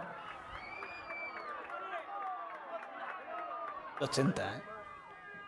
Este gol es clave, ¿no? Porque así tardas un poco más en hacer el segundo, que ahí sí te vas a desesperar y esto le daba margen para apretar otra vez buscando el último. Lo que decías antes, mano, el gol de la forma más extraña también, ¿eh? Tienes 1000 y marcas dándole en la cabeza a un central. Los dos. Y este pues un poquito más limpio. Tiene derecho a celebrarlo. Ha sido un fin de semana sin mojarse, ¿no? Ha sido un fin de semana pasado por agua porque aquí llovió en el partido del Águilas también, en el del Lorca también. En Yecla llovió en el tramo final, pero el tramo final del partido. Chaparrón le cayó al Málaga en el partido y afortunadamente pues se lleva los 3 puntos a la Minera, que lo mete en playoff al equipo y que está muy cerquita de la segunda plaza también. Era un punto heroico. Es que está la clasificación, está la Minera quinto con 44, pero tiene al Jaén 42, Lorca 42, Extremadura 40. Y la semana que viene Extremadura Águilas. Y el Extremadura con un partido menos. Sí, la semana que viene Extremadura Águilas, UCAN Linares, la Unión Minera, Real Jaén Yeclano y Lorca Estepona. Ya comentamos la semana pasada, va a haber muchos enfrentamientos directos y jornadas con partidos bastante bonitos e interesantes. Y el Lorca hizo un ejercicio también de resistencia, se quedó con un jugador menos muy pronto, en el minuto 28, literalmente estuvo con el autobús de Mellizo puesto y resistiendo. El autobús de Mellizo es que vale también para eso, ¿eh? Tras acometida, luego el autobús de arranca, Mellizo, luego tiene arranque. o el camión de Serimán, cualquiera de las cosas puede meter, puso todo lo que tenía. Puso el autobús detrás y el camión arriba y a darle el gol. Puso todo lo que tenía y oye, encontró el gol de Naranjo, que también está haciendo una buena temporada, y son 3 puntos que virtualmente le dan la permanencia a la salvación, y ahora sí ya pueden soñar con cualquier cosa. Insisto, contra un equipo de la zona de arriba. O sea, un equipo con potencial. Carrasco, se nota que llovía también, pero todo la zona de tribuna, había gente, mucha gente en tribuna, a pesar del día tan desagradable que hay en Lorca. Y ojo que el Lorca tiene un calendario bastante interesante. Juega contra el Estepona en casa, luego visita el Melilla, que está en la zona baja de la tabla, y luego recibe al Linares, que no está bien, y visita al Almería B. Tiene un calendario en el que si tiene un poquito de fortuna y si está acertado, se puede encaramar a esa zona de... Y lo mejor para el Lorca es que está liberado, que va a jugar liberado, porque ya está con esa puntuación de la permanencia, que era el objetivo, y ahora, como ha dicho su entrenador varias veces, a soñar llega fuerte y bueno, y no tiene esa exigencia de tener que estar arriba, de la obligación de jugar un playoff, y eso bueno les puede dar cierta ventaja. Ayer, de hecho, en la rueda de prensa después del partido, Sebas López salió con su cuerpo técnico.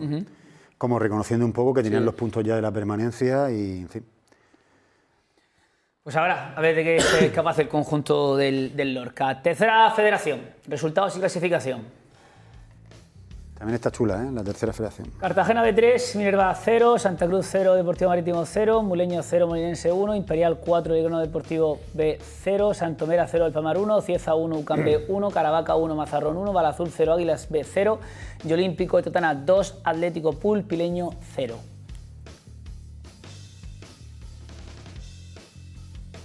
El Cieza 59, Imperial 50 con un partido menos.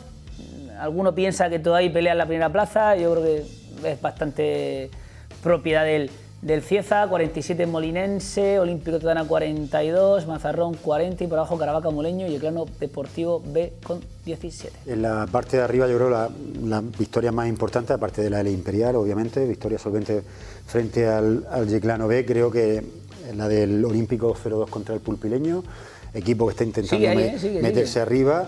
Y luego la victoria del Molinense en Mula contra el Muleño, que está peleando por no descender. Creo que esas dos victorias en lo que se refiere a la parte de arriba son las más importantes. El Cieza se clavó contra el Ucán B de Sergio Sánchez, que no se resiste a intentar jugar el playoff y ascender, a pesar de que su primer equipo está arriba en segunda federación, no podrá subir si el Ucán no sube.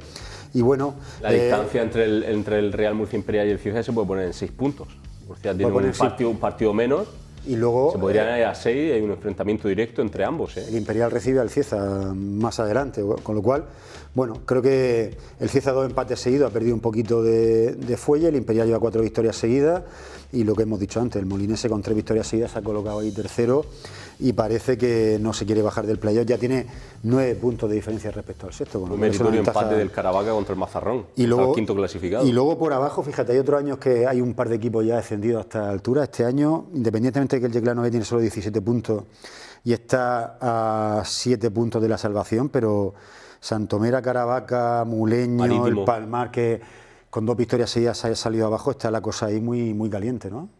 No sabes lo que pasa con el Caravaca, que hace poco jugó playoff de ascenso. Hace 2 años. Y ahora está peleando ahí, que esta semana es verdad que se ha dopado con el Mazarrón, que es uno de los equipos que también quiere jugar playoff. Fútbol Sala, resultados en clasificación. Alcira 1, Inter 5, Industria 6, Peñíscola 1, Jaén 1, Noya 1, Oparrulo 4, Rivera Navarra 4, Osasuna 3, Manzanares 3, Córdoba 1, El Pozo 2 y bueno, hay partidos pendientes por temas diversos de Final Four, Champions, Palma... Champions no jugaron ni Palma ni Jimbi. Palma, Barça y Valdepeñas, Jimbi. 31 de marzo se juega ese. Martes. Los partidos. Martes o miércoles. No sé, el 31 de marzo. El Pozo primero, Barça segundo, no jugó y bueno, Jimbi que ha perdido una posición con Palma, pero todavía insisto en que hay partidos pendientes y hasta que no se ajuste el calendario no podemos decir algo de manera definitiva.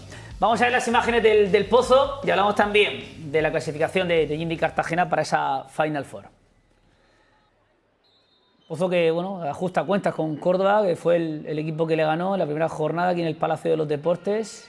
Osán volvía a Córdoba, creo que no haya vuelto como entrenador, ¿no? A jugar en Córdoba. No sé. De la ciudad. No sé si es una amistosa. No, creo que. alguna historia, no lo sé. Pero en partido oficial creo que Josán es la primera vez que volvía a Córdoba. Partido oficial puede ser. Los goles de Marcel y de Rafa Santos.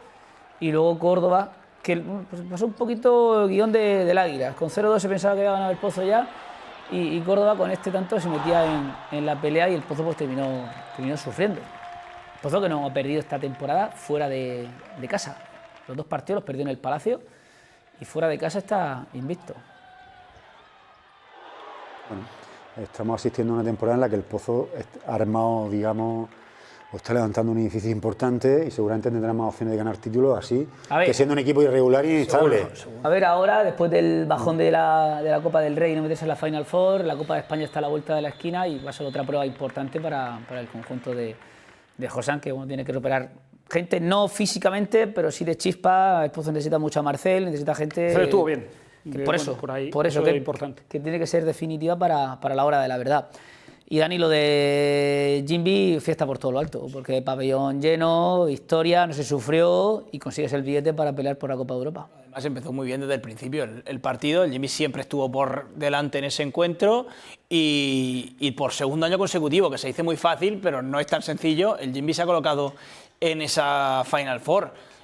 A ver si tiene un poquito más de suerte que el año pasado. Desde luego tiene más callo competitivo, que creo que eso es algo que va a ser muy importante en esta última ronda, en estas 2 últimas rondas de la competición de la Champions League. Y creo que es el gran objetivo del Jimbi esta temporada. No creo que estén muy preocupados por acabar quinto o sexto en la temporada regular de Liga. Están realmente... Gana la Copa de Europa como si se queda fuera del playoff. O sea, le va a dar igual. Tanto como eso.